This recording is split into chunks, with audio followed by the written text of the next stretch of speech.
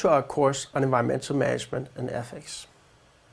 In this lecture, I would like to introduce you to ecofeminism. My name is Dan Foss Hansen. I'm a social professor at the Technical University of Denmark, Department of Environmental Engineering.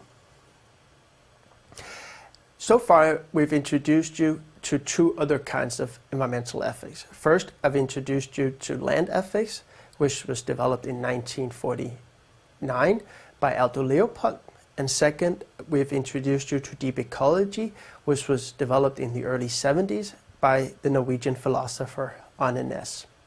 Thirdly, we would like to introduce you to ecofeminism, which originates also from the 70s, specifically 1974.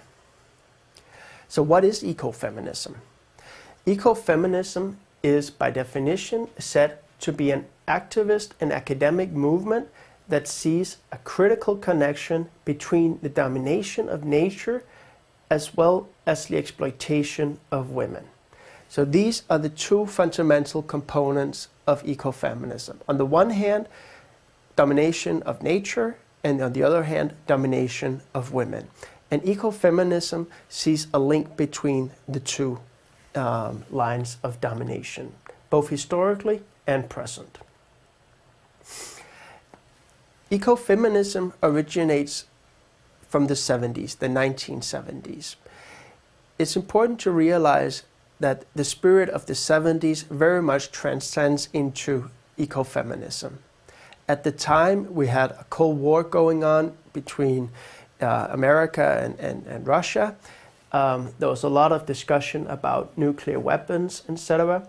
And there was a beginning of feminism in general, along with an increasing environmental consciousness.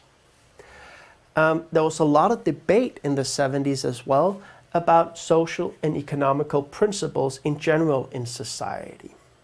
And in that spirit of the early 70s, François Dibonnet first used the term ecofeminism to kind of refer to a new social movement that was on the horizon.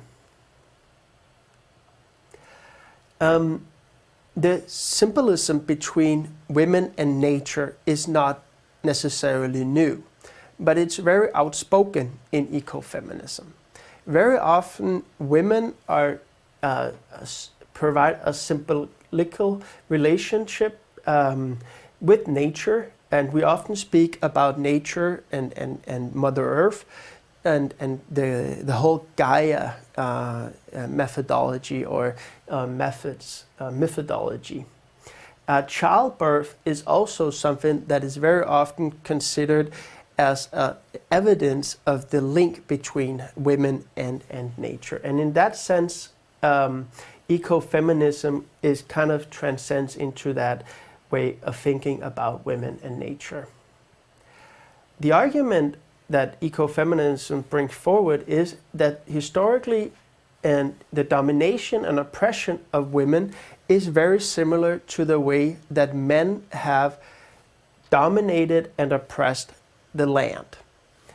And the argument furthermore is that societies that have oppressed women very often also have activities that lead to the abuse of the environment in general.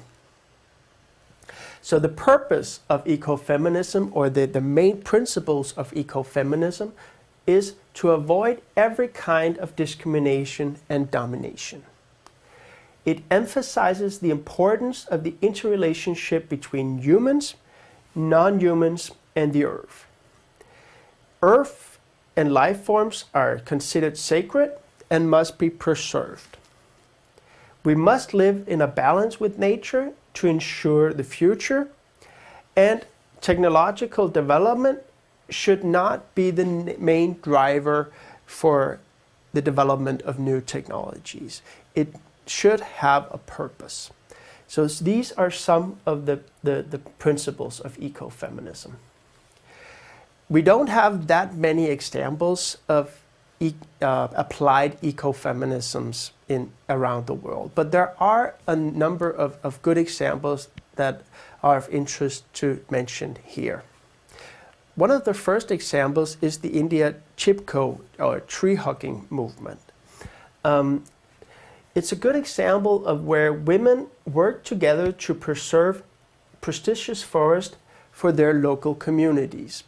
They relied on these forests to make a living, to provide food and shelter, etc. And the government's approach or suggestions to cut the forest was then inspired them to come together with a men as well to protect and preserve the forest. And in that sense, one can see that there's a link between maybe oppression of women and as well as oppression of nature. Another good example is the Kenyan Greenbelt movement, where a band of especially women together to plant millions of trees in deforested environments to bind the soil and to store rainwater in the soil.